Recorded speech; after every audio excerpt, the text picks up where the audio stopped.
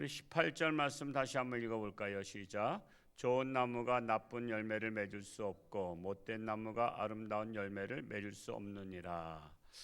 15절부터 이어지는 말씀인데 나무를 우인화해서 말씀했죠.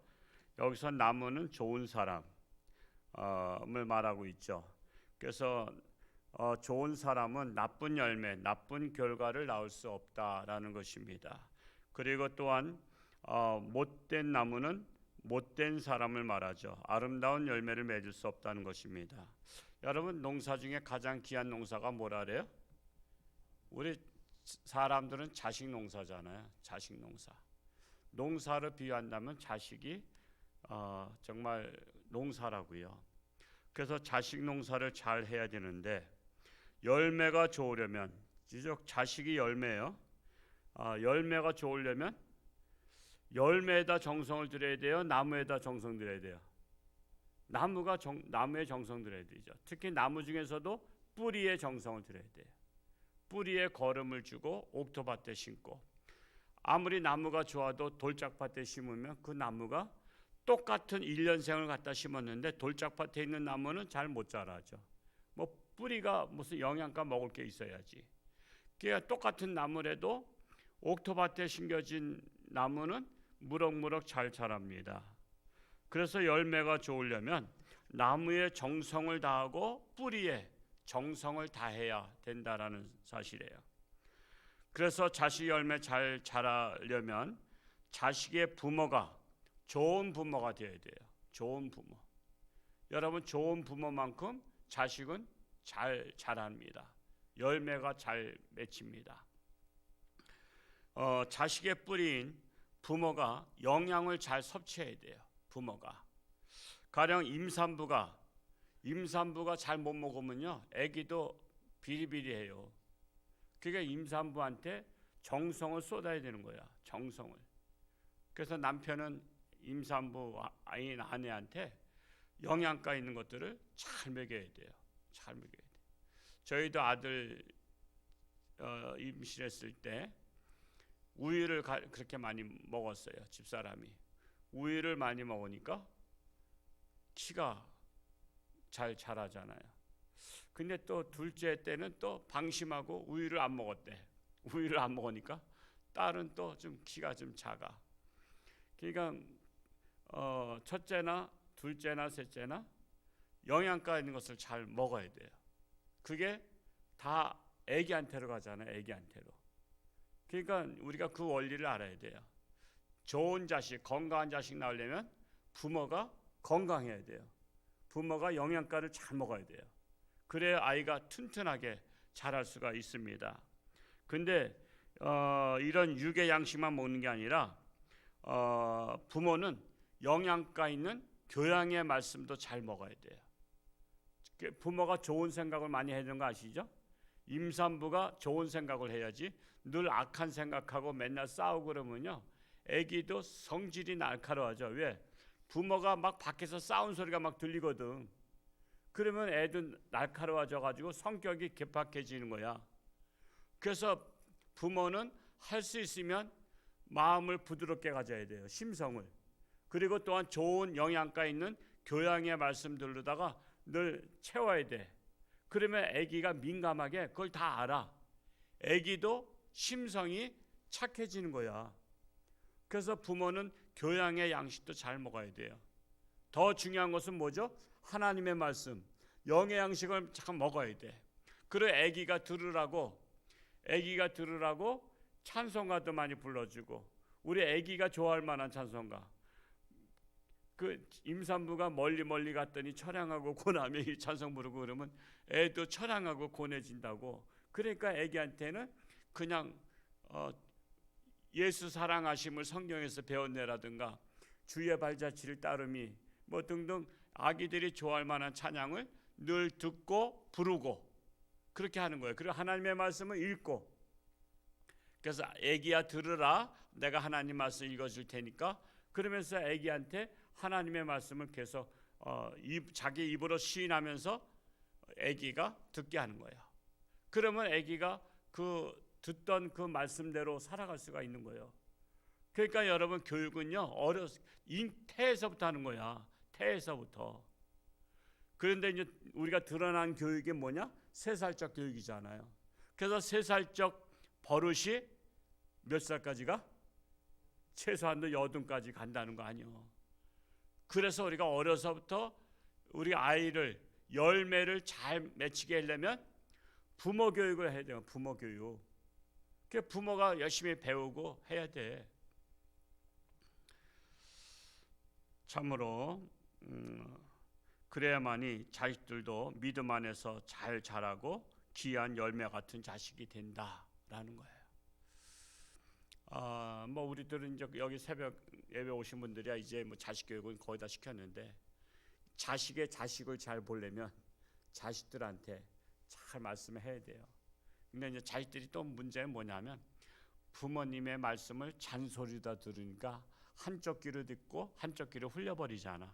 이제 그게 문제야. 그래서 참 이게 뿌리가 참 중요하다라는 것을 말씀드린 거예요. 이어서 19절 말씀을 읽어볼까요? 19절 시작. 아름다운 열매를 맺지 아니하는 나무마다 찍혀 불에 던져지느니라. 아름다운 열매는 열매의 책임이 아니라 뭐의 책임이죠? 나무의 책임이에요. 나무의 책임이에요. 그러므로 나무를 심판하신다는 거예요. 나무를.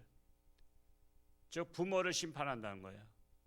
자식을 통해서 부모를 심판해요.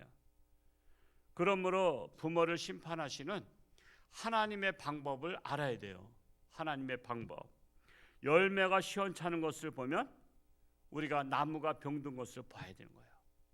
뭐 과수원 하신 분들이 잘 아시겠죠. 나무들이 열매가 병들었어요? 그러면 나무에다 신경 쓰잖아요. 열매가 병들었을 때 이미 늦은 거야. 올해 농사 망쳤구나. 내년에 열매가 잘 맺히려면 나무를 잘 보호해야 되겠구나.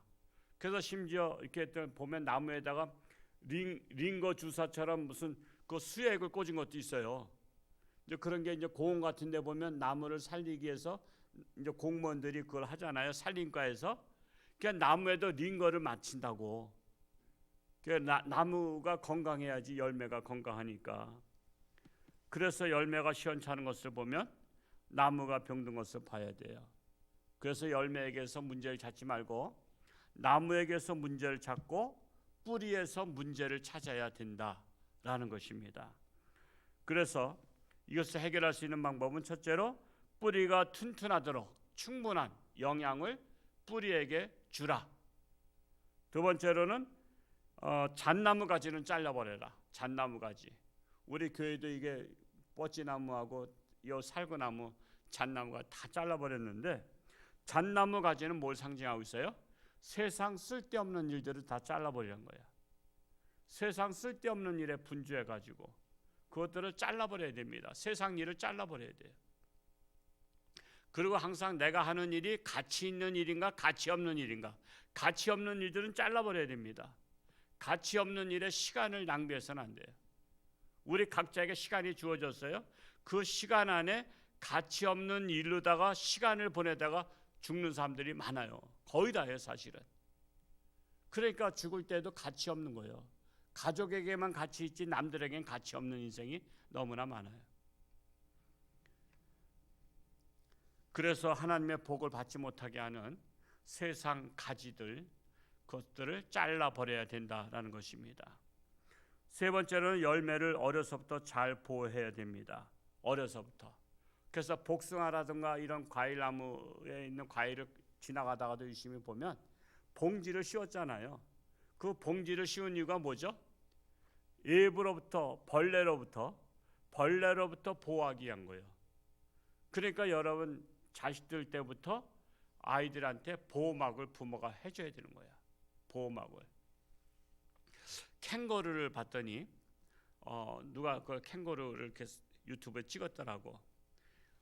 이 새끼가 엄마한테 달려오더니 엄마 이 배 밑으로다 파고드니까 거기에 주머니가 있어. 그 주머니에 이게 머리를 뒤밀고 들어가면서 거기서 이제 자기가 뒤집어 가지고 발까지 싹 들어가더라고. 그러니까 이제 완전히 없어진 것처럼 보이지. 애미만 있는 것처럼 보이지만 그 새끼는 그 캥거루 그 애미 속에 딱 들어간 거야. 그러면 이제 어미가 보호하는 거잖아요. 무슨 짐승이 잡으러 와도 그냥 달려가면 되잖아. 아기는 자기 품 안에 있으니까. 그것처럼 우리가 자식들을 그렇게 보호해야 되는 거야. 우리 자식들한테 외부 침입이 없도록. 외부 침입이 뭐죠?